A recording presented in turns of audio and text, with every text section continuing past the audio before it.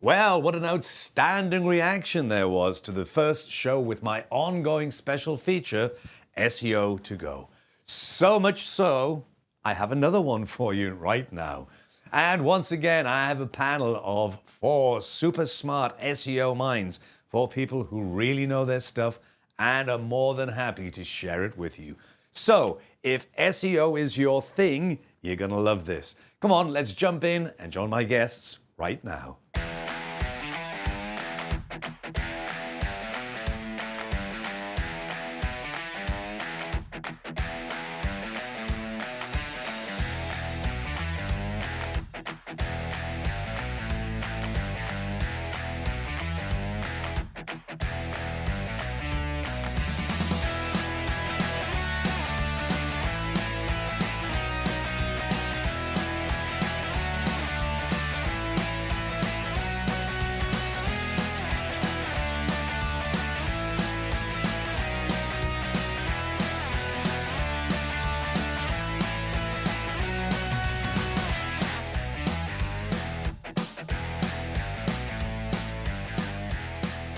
Hello and a very warm welcome to Inside Marketing with me, Mike Grehan, and indeed the second show featuring my ongoing series of specials called SEO-to-Go.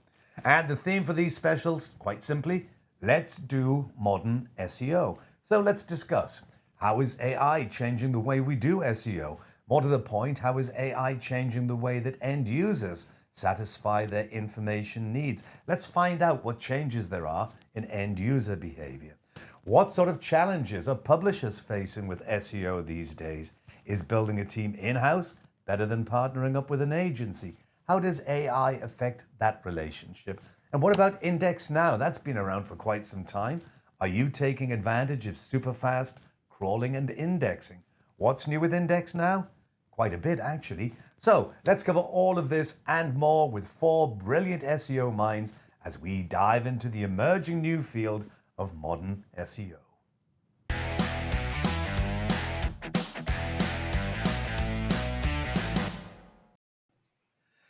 And here we are for the second in my special series on Inside Marketing. The series is SEO-to-Go. We started with a fabulous panel in show 1, and in show 2, no less, it is absolutely a blockbuster panel of guests. As you can see, and as I mentioned last time, being American citizen but British gentleman, we shall start with ladies first. Nichola Stott, how nice to see you. It's nice to see you, Mike. It's been some time, hasn't it? It has. It's been a minute or so, that's for sure. And you know, we were just talking before there, and it's one of the things that we'll probably touch on again a little later on.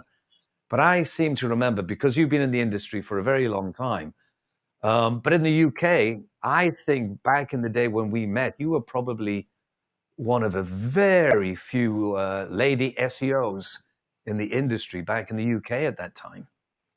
Yeah, there was myself, Lisa Myers at the time, Oh, yeah. Judith Lewis. So there weren't very many of us. So few of us, in fact, that we had a blog of our own just to kind of grow representation. Yeah, and I still think the industry is a little underrepresented on the female side, on the women's side, but we'll come back to that.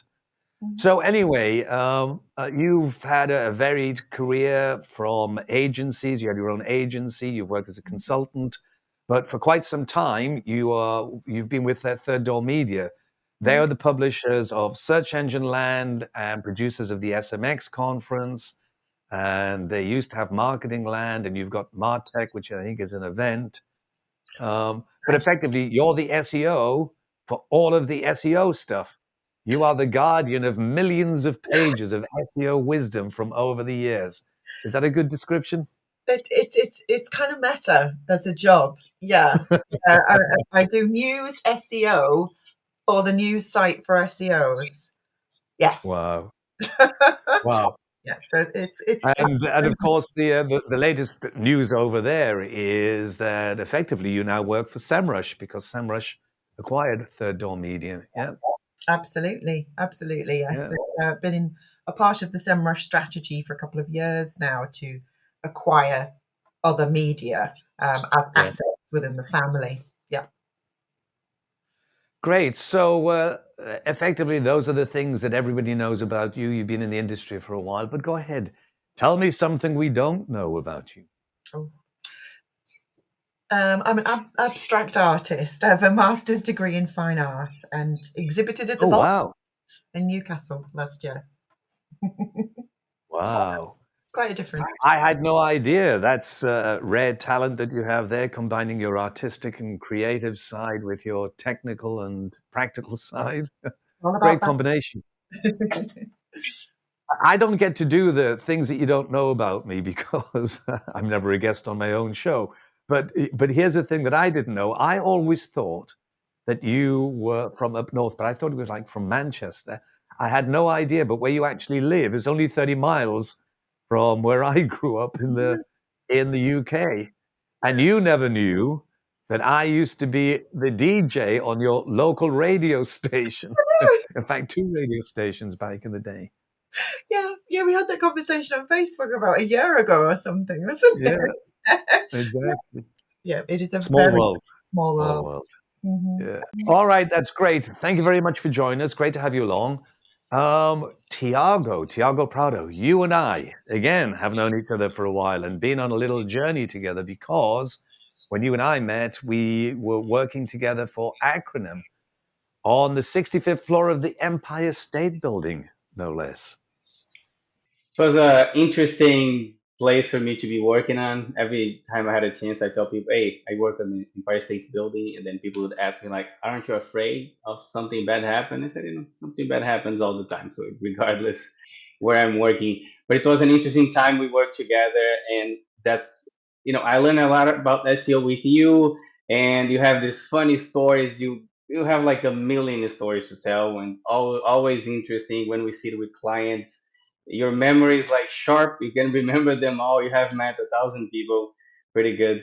And right now I have you know I learned so much. You mentioned in the email that I have worked with Mike King, and bouncing from agency to agency. I even had my own thing when I was living in Texas as well as a consultant, but it was painful. Doing SEO is really nice, but getting clients, billing the clients, doing the SEO for myself and paid search and all the things was not fun, I would say. So, and then now I have a chance to show my agency skills in-house, and it's a really interesting perspective for me. I think I have a lot of advantages in that scenario because coming from in-house consulting, I'm sorry, agency consultant, now in-house. When I combine them all, it really gives me the edge to do like a very good work. So, yeah, I was going to say some very strange things did happen at Acronym, like setting the place on fire once. But we'll keep that for another day. You're now effectively, you and I work together on the SAP account, and now you are the director of SEO at SAP. And I'm sure your boss is watching now and thinking, Thiago thinks he's got it easy here now. And the funny thing is, when you are in-house, I'm sorry, when you are working for the agency, you send a lot of recommendations. You give your best to propose something for the client, recommend everything. But in-house is a different beast because now I'm dealing with hundreds of stakeholders. Everybody have a different opinion. I have to prove my case every single time. But again, I'm dealing also with a lot of smart people, brilliant people that always want to do their best. So it's a really interesting thing for me right now to be in house. I work with a lot of, Jason Lex. You probably know him, like the technical You SEO very much, guy. yes. That I work with him, and some other very SEO smart people that I work with. It's like really interesting job. All right, so tell us something about you that we don't know. Not many people know, but I have finished a P90X program, like back to back, 90 days. And also, as a hobby, I like to create browser games, those Super Mario style games that everybody play in the browser, not on a video game, because I have a background in programming and I really like gaming. I said, what if I create some of those games? And now I have a small, like a 7-year-old son, so he can play those games. It's like a nice bonding Yeah, you just use that as an excuse so you can play his. time. Yes. Great to have you. Thank you for joining us, Thiago. There's plenty to talk about. Chris Boggs, you've been around in the industry for so long, I can't remember. But you and I, again, have known each other for a very long time. Interesting, your agency background, and certainly now working as an independent consultant. You've got so many contacts in the industry. So I guess probably fair to say that you are leading consultant in SEO, yeah?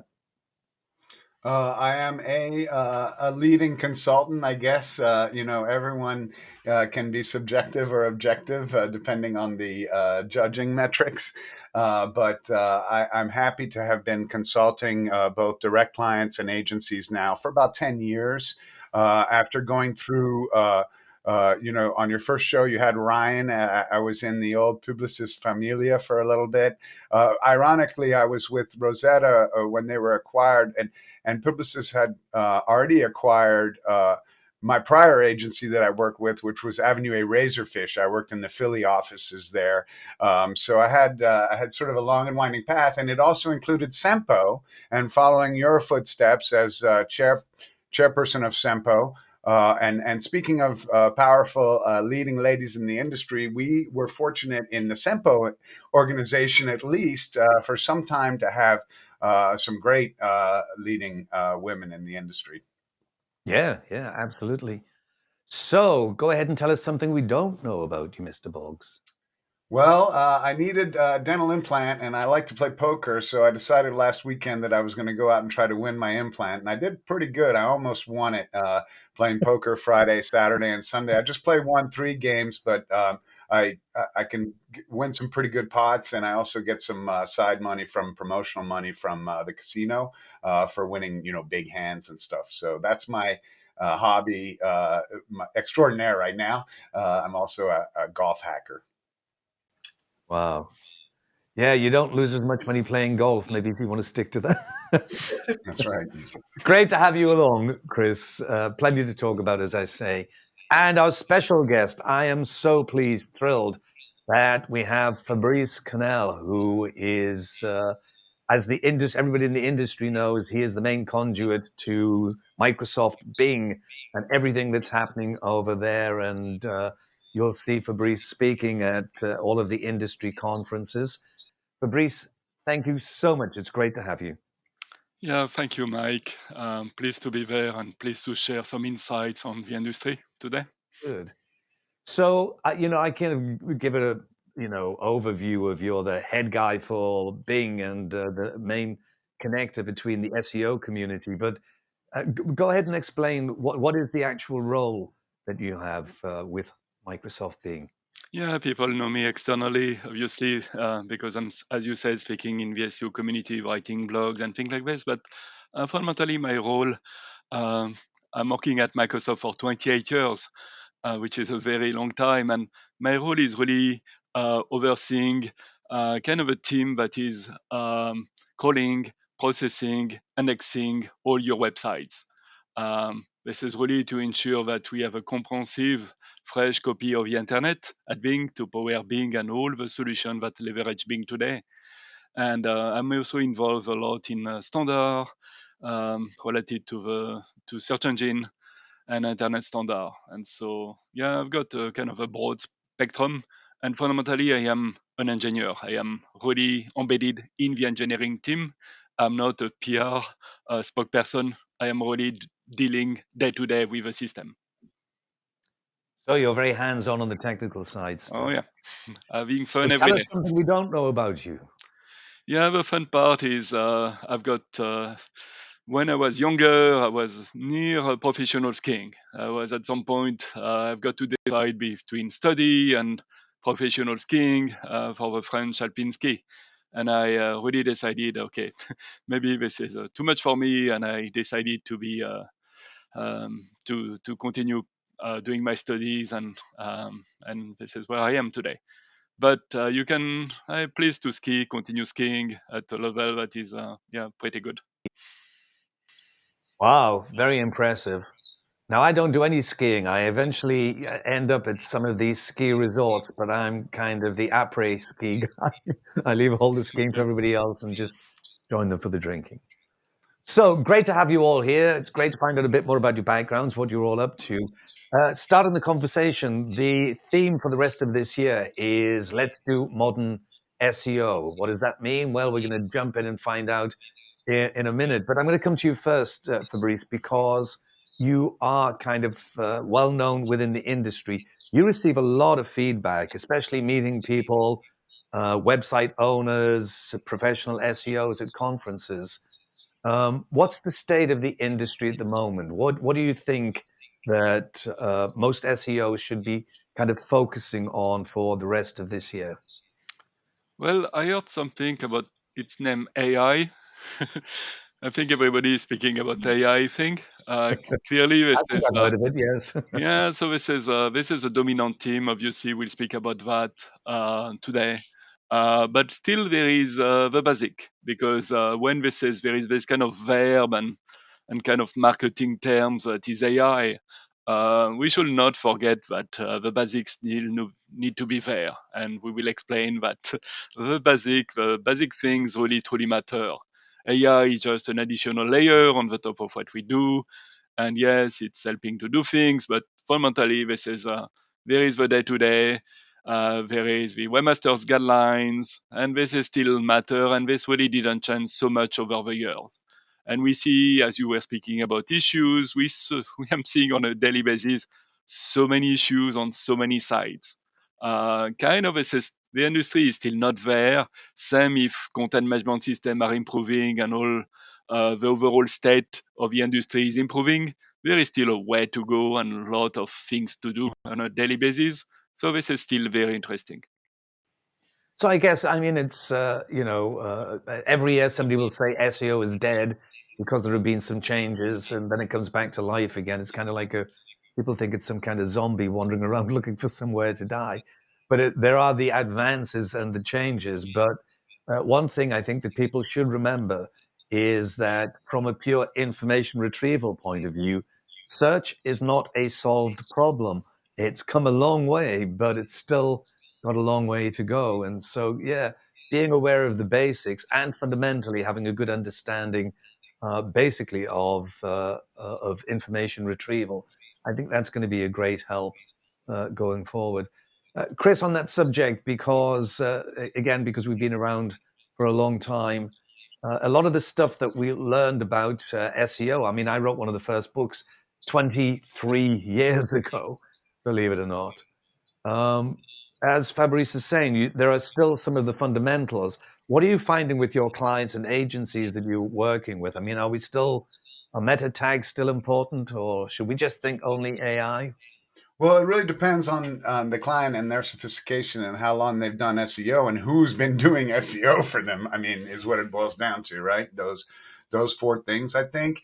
If they've had some successful implementation in the past, Thiago very insightfully pointed out how difficult it is to get implementation, and the agency side's easy to toss it over the fence.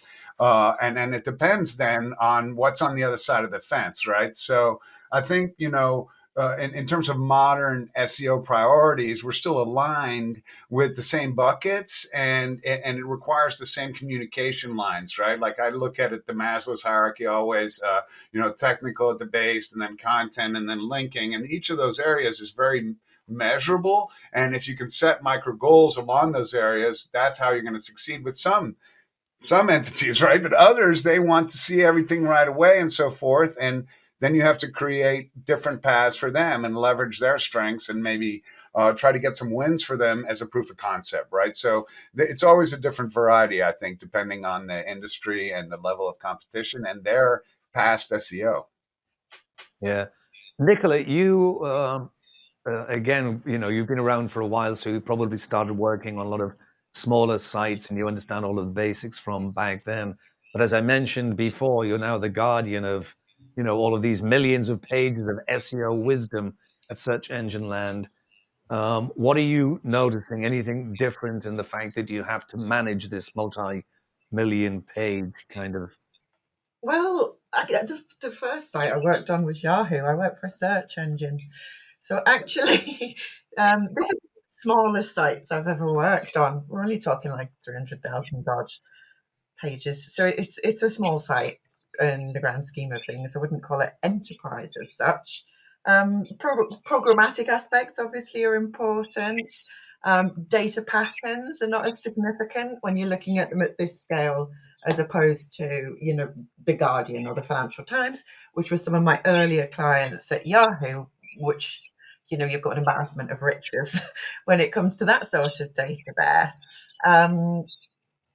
I guess in terms of the things that we're focusing on and what we're looking at today that we might not have done previously is just changing our mindset in terms of what SEO is, and moving away from feeling or thinking that SEO is purely about search engines in the explicit Google Bing sort of world, and more about an engine being any agent in the middle of a human with wants and needs, and a page and a product that can meet those wants and needs, whether it's entertainment, whether it's choose, whether it's an answer, whether it's a syntax check on my regex, whatever it is.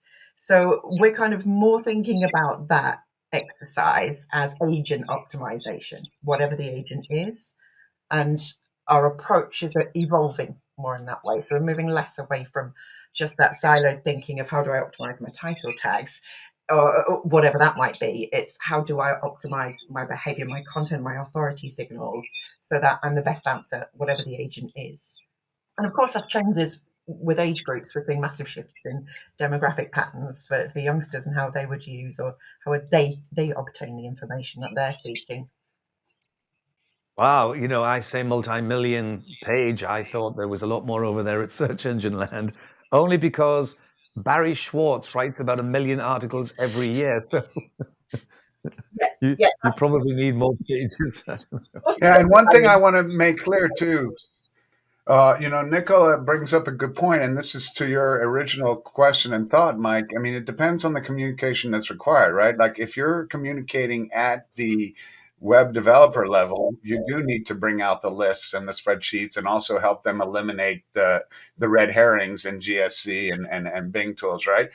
That's very much making the bagel type of work. But what Nichola describes, I think, is extremely important, which is to kind of incorporate SEO into the branding, right? And you talked about this a lot. It was one of the summaries in your first episode, Mike, about the importance of branding and entity, right? And I think I'll stop there and let others chime in.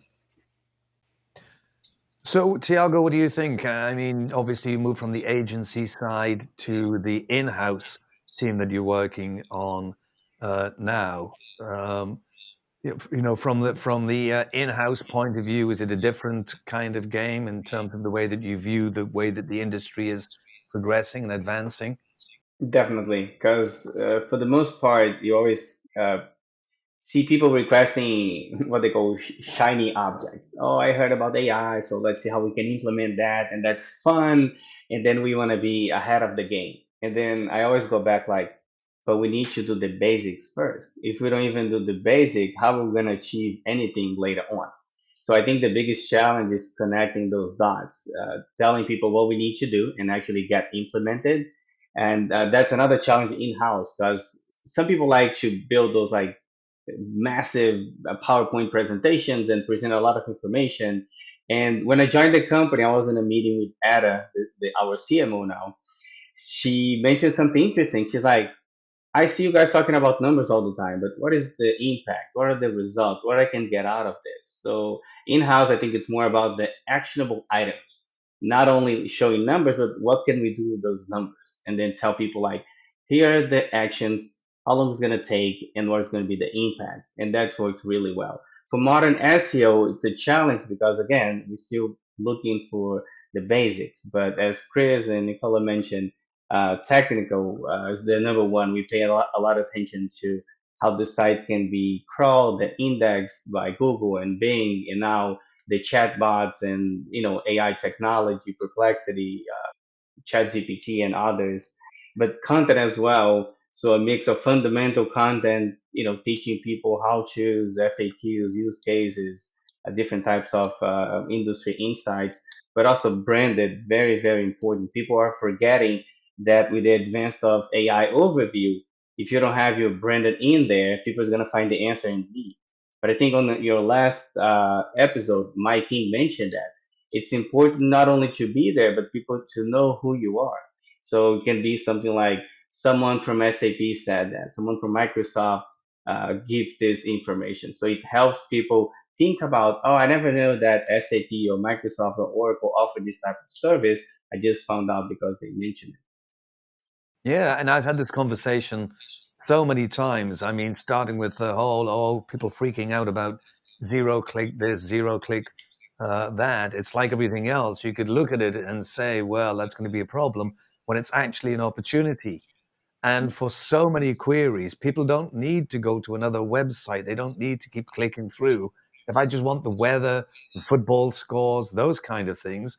And I've said, even working with SAP, I mean, if it's a zero click result, you guys sponsor a lot of things. So sponsor the football, sponsor the weather, sponsor whatever it is. And then when people go for those zero click things, they'll see your logo. They'll say, thank you for helping me out with just that one thing, It isn't entirely And zero click, what's the net difference? I'm sorry, I cut in again, but what's the net difference between the current zero click activity and the AI landscape zero click activity, right? I would suggest that as many people are clicking on the now provided links in the AI gen stuff as were in the featured snippets before. I mean, it's not many, right?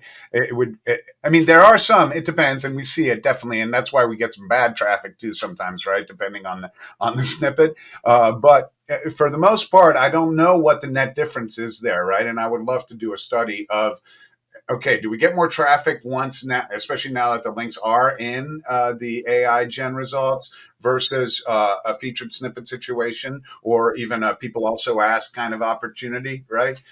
Have you studied this? Anyone? Nichola, you guys have the kind of, a lot of people also ask type of stuff probably, huh? So, as a news publishing organization, there are a number of news SEOs, Slack channels, and conferences and things like that where we can sort of share ideas and data. And one of them is NES, News and Editorial Search Summit, run by Barry Adams and John Shahata. I don't know if you know those guys. You probably do know those guys. But yeah, so in terms of what we see at Search Engine Land, and also echoed in those sorts of organizations and from speakers there, from other media all across the world, there is an impact. That is a huge impact and difference between the featured snippet, less clicks than before. With AIO, we get even less, far less clicks than before. And it's particularly on things like definition terms, head terms, short talk and keyword phrases, as opposed to super long tail stuff. But yeah, it's a tangible difference. Absolutely.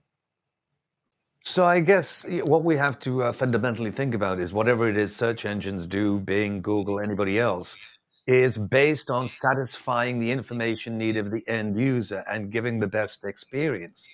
So a lot of what we see in the SEO world, we can go, oh, that's terrible. Why did they do that? And the answer is because the end user prefers that. Fabrice, obviously you get to see so much internally. But this combination of AI and what we look at as just kind of conventional search, are you noticing a lot of difference in user behavior, end user behavior, in the way that they're searching and what they expect the result to be? Yeah, I love this discussion. Clearly, the whole landscape, this is really changing. This technology, AI technology, or just the improvement of search engine year over year, make that the quality of search engine are really, really improving. The main goal of Bing, Google, and other search engine is clearly to satisfy their user, their real user, human coming to a site, searching Bing, searching Google, to click ideally one link to find the content. What we observe in search engine is that search engine are almost becoming spam free. Okay, we are not yet there, clear, but clearly the percentage of spam in search result is diminishing a lot year over year, especially since AI. And less navigational click, click, click to find the right results. Clearly, in 1 or 2 clicks, more customers are satisfied. We are not perfect. There is still a way to go. But clearly, when we look at our metrics and customer satisfaction, this is improving, this is crossing, this is really moving higher than in the past. What it means for website is mean that website may see, some site may see less clicks than in the past, but better clicks. So it's really, really key for the industry these days to really not focusing on clicks, but focusing on the end-to-end improving conversion, knowing if this click will translate to a registration to a newsletter, will translate to somebody buying something on a shopping site. And this is really what's matter. It's not about having clicks. It's about having things that translate to really improving the satisfy the user and improving the goal of your site, the goal of the business. So the industry really need to think through about maybe this is not the future is not click free. It's really about what does it mean when I receive a stellar click that is coming in. Okay, I really kind of translate that into generating very quality content that will really attract not only search engine, but through search engine, the end user of search engine and satisfy them. So it's kind of interesting that you say, you just reminded me, because I've been around for such a long time, all of these things that happened in history. But I do remember at, I think, what was the very first search engine strategies conference in 1999, a young man by the name of Larry Page, or was it Sergey Brin, one of them actually saying, this is how Google works, and that's how we can't be spammed. And then for 10 years after that, it was game on. So it's interesting that you say that there doesn't seem to be as much spam, or it's you're eliminating more spam. But at the same time, Fabrice, people are saying that because of AI, machine learning, and because of all of the agents that they can use, these large language models, they can churn out any amount of content. And there is so much content. So is it not a case that AI is actually helping to create more spam?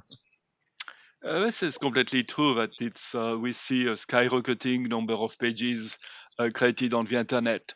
But remember that this is great, but this technology, this advancement in technology, not that we were completely dumb before, but clearly it's helping us to be even smarter and continue as we master the technology and has access to even better technology to even be smarter and smarter every month.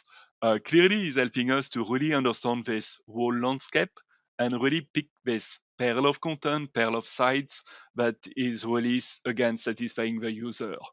So it's all about fundamentally all about detecting what's matter on the internet, what is satisfying the user to be able to optimize for what will satisfy the user today and tomorrow. So things are changing, clear, but technology somehow is winning. Again, a lot of content, and clear you will find still spam in Bing and Google and elsewhere, but less in the past. We are somehow, I don't say winning, there's still a way to go, but these things are really improving year over year. So again, from a machine learning point of view, there are so many sectors of business where, unlike publishers, where you have to publish every day and you have a certain amount of content that's coming out, smaller businesses where they have one new page a month or something on their website, if that, or one blog post, and then all of a sudden, now that we have AI and all of these opportunities to create more material, they're now 100 pages a week instead of one page a month. I mean, that has to stick out like a sore thumb, I guess.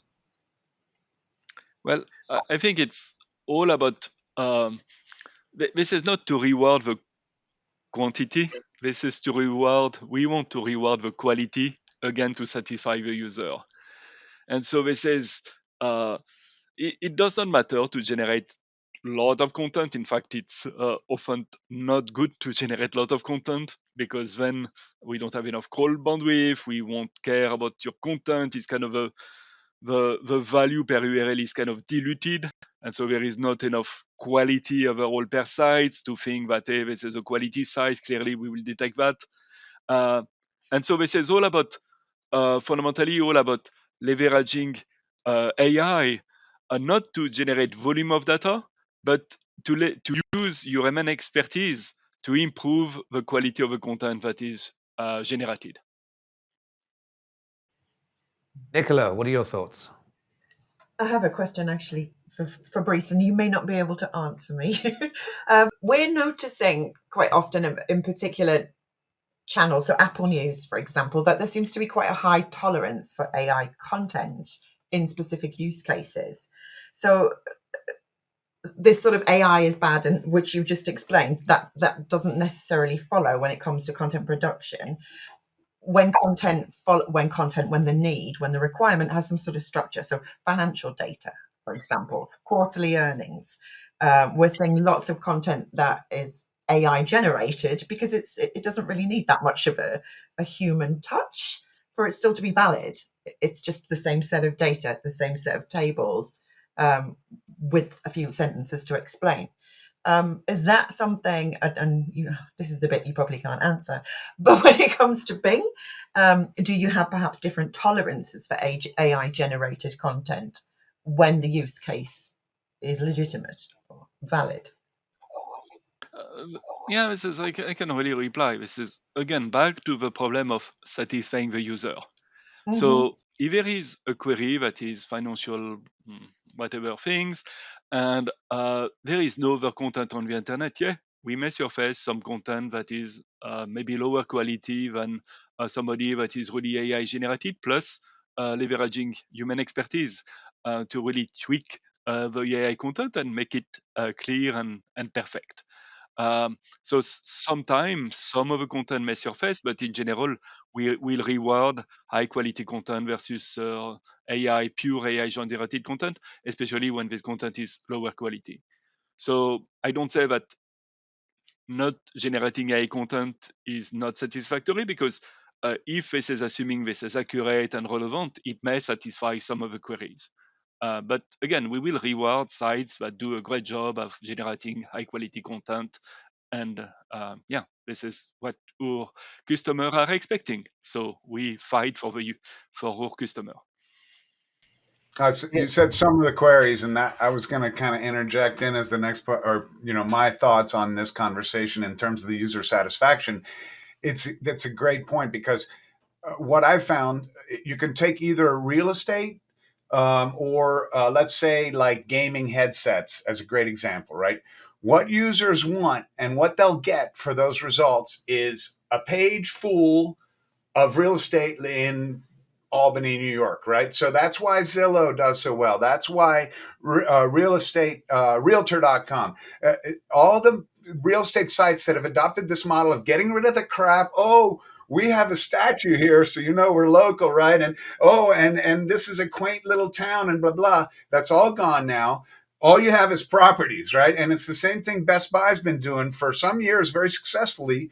If you want gaming headsets, we don't need like the whole glory story about the history of gaming headsets. We need gaming headsets. And the pages that do the best have the most gaming headsets. And in Best Buy's situation, the most internal links for gaming headsets, because all their products have the word gaming in front of the word headset, but we're going too far down that rabbit hole, right? But that's UX. And so a lot of these kind of stories we're seeing now about, spam taking over and blah, blah, blah, blah. To me, that's down the tail. It's at least at the shoulder, right? But these kind of more important terms are still, I think, relatively more spam free now than they were. It would be the way that I would kind of respond to that. Did you just accuse Best Buy of using spam techniques there? It's not spam at all. It's perfect. They've always had these multiple different internal people also bought, or Match.com does it. Dating sites, and that's a little spammier, you could say, right? But not that I'm in there, but I use them as an example just for the record. But Best Buy, I'm always ballyhooing. I love their internal link stuff, and I'm always bringing it up. So, Thiago, we're going to go back to the inside team, when you're in-house, and ask the question, where does content come from? In terms of generating content for SAP, obviously I know quite a bit because I worked with the company for a long time. But how are you using AI in-house? I mean, are you, we don't need an agency for this, we don't need a copywriter for that. When I joined SAP 2.5 years ago, we had many agencies, including Acronym, as part of the helpers, I would say. But then there was like a reorg, and then they let go most of the agencies. So most of the work now it's in-house. We just have built a in-house copywriting team. They're very good at it. I don't necessarily know how they produce content, if they use AI or not. I know that when ChatGPT came around, they asked us not to provide, not even confidential information, just information overall. Now it's not open, but SAP has its own version of ChatGPT, pulling their APIs and build a tool for us. And it saves a lot of time on a day to day. I use chatbots all the time, every day, for my personal use, for my work. I like to use as a very smart friend that can help me with my questions. I bounce ideas off of like, hey Mike, instead of like, oh hey Grehan, I have a question about this, I have this thesis about something. So I think ChatGPT is very good at that end. So for our copywriters, basically I would say keyword research, topic research, competitive analysis, and then I align with the content strategist.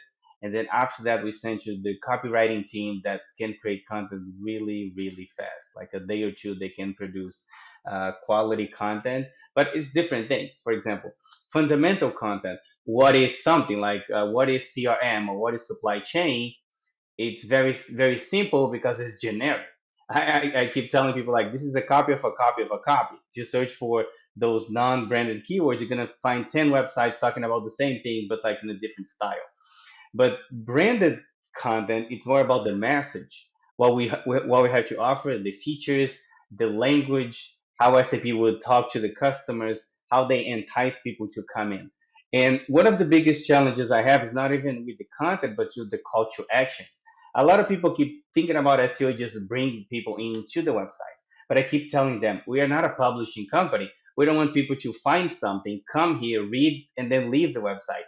As soon as they land on those fundamental content, I want them to leave that page and go to a product page, a solution page, so they can give us a lead. They can give, buy from us, download a demo, request a demo, do something, not only consuming content and going back to Google. So content for me, the way that I see is a little bit different than how other people see it. So it's kind of an interesting thing because if you look around the industry now and think about, and we had this conversation on the first show as well, but it's an interesting one just to talk about how do we measure success?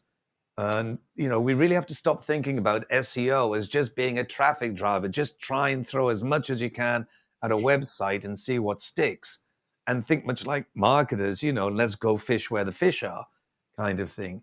But how do you demonstrate success now? I mean, internally, what does your boss expect SEO to do for SAP? Yeah, so one thing you cannot run away from is actually visits, right? So if you have the search volume, you want to measure how many people are clicking on, but now we are, I'll say, evolving. Zero click searches, AI overview, so new things that we need to track to see if people are finding the brand. And then from there, we see how they interact, like return visits, even from like click search, or paid search, I'm sorry, and then we can measure from there not only the visits, but now we focus also on the impression and then the brand recognition. Not only clicks and visits, but like more about branded. Exactly. Nichola, on your side, same thing. How do you demonstrate that SEO, and I wish we didn't have to call it that anymore. We're going to have to come up with something else. But how do you demonstrate the value of what SEO is providing to your company, which is Semrush now? They have some pretty cool tools.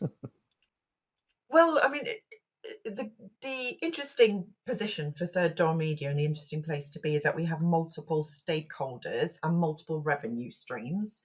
So ultimately, yeah, we're providing leads to Semrush, so software sales That's obviously a key measurement, and it's an easy measurement to kind of look at. And then the kind of more difficult side, and it has been for publishing, particularly news publishing, for 20 years, you just need to look at a Guardian article and read the bottom where it tells you about journalism being in peril and all the rest of it. CPM advertising, as that kind of model, is becoming harder and harder, because that is dependent on page views, which are declining and declining, because news it's a push mechanism now rather than a pull mechanism. You don't go to your news website and read every page on it. You pick your phone up in the morning and you are pulled to read one story. It's just that habit has changed. But we've obviously got our shows. We've got SMX back in Boston in June. So there are different ways for us to measure different aspects of success across the site. What I really want is an immediate future where we can measure the impact of brand across different agents. So obviously we can measure the effects of traffic and conversions from revenues from search engines in more traditional ways, but I want something that is going to solve that measurement problem to help me understand that. I saw a John Mueller kind of article the other day on how I'd got my regex wrong when I was trying to do something in Search Console when I put that query into ChatGPT. So I want to know how we're going to connect those little dots. So one of the areas, again, that I think was kind of like, false positive kind of thing with SEO was always about how many pages we have indexed. Do we have every page on our website indexed, which again, was just like the more pages we've got, the likelihood is we'll get more clicks and more traffic from that. But I think more is better. It's the American spirit. I kid. One, Chris, what was that? I said more is better. It's in the American spirit. It was a joke.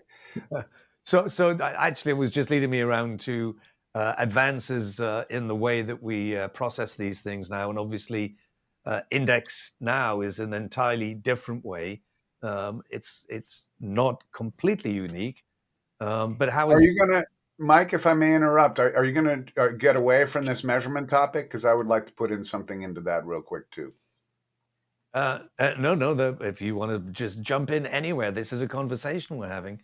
Okay, sir. Use these magic words, Mike. Before we get into IndexNow, I was going to make a joke about PageRank, and I found this old article that clearly defined how the toolbar PageRank applies and maps out to the real PageRank, which I thought was quite interesting. So I shared it with the other speakers. But we've kind of evolved from that. But one of the reasons that toolbar PageRank was so cool was that it was probably the simplest thing for a CEO or a CMO to understand, right?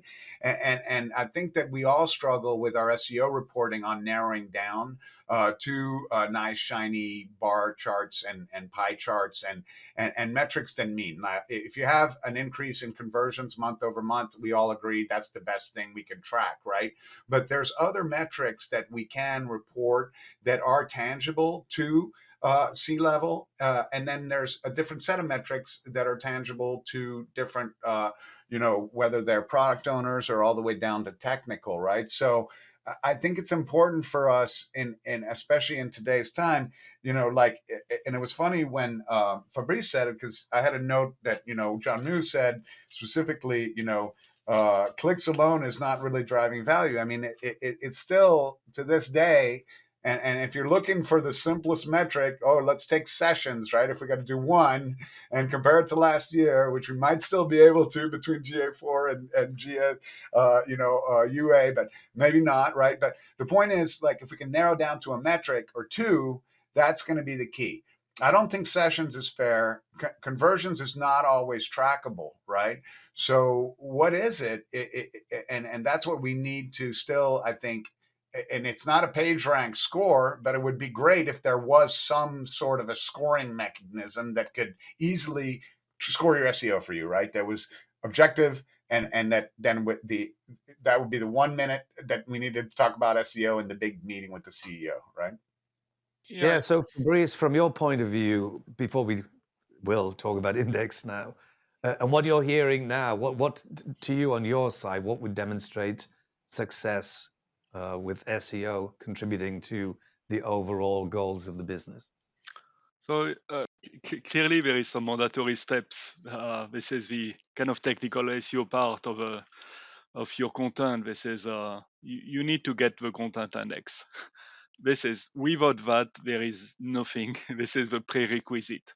So you need to have this prerequisite level, and so this is when getting the content index maybe at least 50%, if not 70% of what is needed. Clear after that you need to have traffic and qualified traffic, valuable traffic. This is where really clicks. This is, I will say that the clicks today is not what we should track. Yes, I know that many sites cannot track anything else than clicks, but this is AI, all this AI experience leads to higher engagement than traditional search clicks. And the value of search clicks is improving. So this means that it's really about when possible rush on tracking engagement, because it's the valuable discussion that really you need to have with the CMO, CEOs to say, hey, look, this is translating to real dollar. It's not somebody that is just clicking and click back. It's somebody that is clicking and sticky and doing things with your site, with your business. That's valuable. And this is where the SEO font is just click, click, click. Okay, but does it translate really to revenue? Open question. So tracking engagement, way better. So we've only got a few minutes left. I did mention IndexNow. Do you want to give us an update on what's happening? Well, I think I did a blog post in mid-December. We do very good. So what is IndexNow, to repeat, is this ability for it's solving my team problem, first of all. To satisfy customer, I need to get not only your content index, but also the latest content index. This means new content will be immediately indexed. The updated content, when you update your price and article and press release, this will be indexed. And the dead links will be gone from the search because you will tell me that the link has been gone. I cannot fix that from an engineering standpoint. So yes, with a set of search engine, we come up with the IndexNow protocol that is giving you the control of crawling. You take control of crawling. Is it not good from an SEO standpoint? Obviously, this is good, because else you will publish content and you have no clue when search engine will come to pick up your content and your updated content. So same AI on my side will never be at the level of knowledge of your content management system. So this is really providing you the ability to control, to let's stop this crawl guessing and really give you control of your SEO game with real-time indexing. Because having a website is not just about having a website. It's about your latest content be found in search engine. And so to answer your question on visibility and usefulness of search engine, what we disclose is that up to 18% of new links clicks are already powering by IndexNow. Millions of websites have already adopted IndexNow. There is large websites as eBay, LinkedIn that have adopted IndexNow. Major companies like Condé Nast adopting IndexNow, all great. You have new solution as archive.org in terms of search that are adopting IndexNow. It's all great, and there is some major announcement coming early 2025. By next month, we should be able to announce a major player that is adopting IndexNow. So this is, at the end, is I am giving you the keys. Use them to publish your site, and IndexNow adoption may be very easy. Can be 5 minutes. There is plugins. This is already supported by some content management system, more coming. This is, I cannot solve this for the SEO community. This is, I give you the key. Please use the key to control your destiny, content destiny in search engine. Wow, that was such a great pitch there. I'm going to go and sign up right now. Yes. No, great to get an update. As I like to do, as I did on the first show as well. We've only just a couple of minutes left. Just a quick overview for 1 minute from each of you. If there's one thing that we've discussed here or something that's been on your mind that perhaps we didn't even get to just yet, What is it, the one thing that you would say that you'll be focused on, that the industry should be a bit more focused on? And again, we'll go ladies first. Nichola. Oh gosh, really understanding and defining what your point of difference is as an organization. What is the thing that your competitors cannot match? And for us, our competitors might be another media, but to be honest, it's mainly Google. So we are looking at what is the thing that we have that is going to bring people back to the site and off the SERP, and you can't compete with Barry Schwartz and Danny and Anu, really. So it's your people, it's your journalists. If you're a news site, that's where you go. And I think, each other media site, brand has to think what is their unique invention and dig into that and extrapolate that forward in strategies. Great. Thank you very much for that. Thiago, what's on your mind? What do you think the industry should be focused on? Go beyond just looking for keywords and rankings. Understanding, like have a deeper understanding of the user really wants. I think last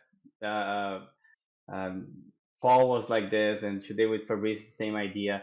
Understand what the user wants, produce and provide the best that they can find it and take advantage of it. Focus on your brand as well. Understand how AI is playing a biggest role in the whole industry, and then help business overall, like in my case, to connect with people in a smarter way. And what about you, Chris? What do you think? Well, Ryan said yesterday we have to be real marketer, or last episode we have to be real marketers. That's key, right? And tying that to brand, the real marketers, if you call that Greek, then you also have to have the fluency in geek, right? Which is the tech side. And if you can speak Greek and geek, or your team can, and you have people on if you're working with an agency that can speak geek and Greek, you have the right people on your end, you will succeed in modern SEO, right? But it's the language barrier sometimes, as well as the appetite for implementation. And the last thing is the brand side. This really is important. I think the greatest place to look for that is look at how Google Ads and also Bing Ads treats brand, and how you'll find brand in non-brand campaigns sometimes. And if your brand or your competitor's brand is showing up as a keyword, that's a big hint, right? And so learn from how Google treats brand and maps brand to non-brand and paid search, and that'll also give you a good idea how strong your brand is if you're showing up for non-brand type queries. Okay. I must figure out how I can do Greek and geek at the same time. And real quickly to you, Fabrice, again, from overall, kind of vision that you see of what's happening in the industry, what should we be focusing on? Satisfying customer. This will be always the same answer from, I think, John, myself, and many others. You satisfy the customer, you will be successful as a business. You won't last if you are a spammer and you hack. But behind that, this is really this kind of transformation that is happening. What I spoke about in this kind of call, this is the fact that AI experience and all this AI stack lead to higher engagement than the traditional old search engine clicks. And so this is true across the whole industry, and there is, when market share of search engine are still increasing, you have other solution across the industry, the OpenAI and other solution. Good news, Bing is participating and contributing to many of the solution. So you need to pay attention to Bing, that market share is increasing and also powering some of the solution. But fundamentally, this is focus on this kind of less click, but better clicks. What does it mean for your business? How you will handle this? Creating better content to even more satisfy the user is really key moving forward. Again, quality of clicks improve from search engine and AI solution. How do you factor that to generate even better content and translate more revenue, more value for your businesses is what you have really to focus on. Fantastic. Thank you so much. We've run out of time. 1 hour is never enough. But Fabrice, Chris, Thiago, and Nichola, thank you. And I hope you'll all come back again for another show, yes? Will do. Thank you. Thank It's great you. to see everyone. Thank you. And that is it for this episode. Another great one with great panelists. And expect more of the same on the next show. Until then, bye for now. Catch you on the next one.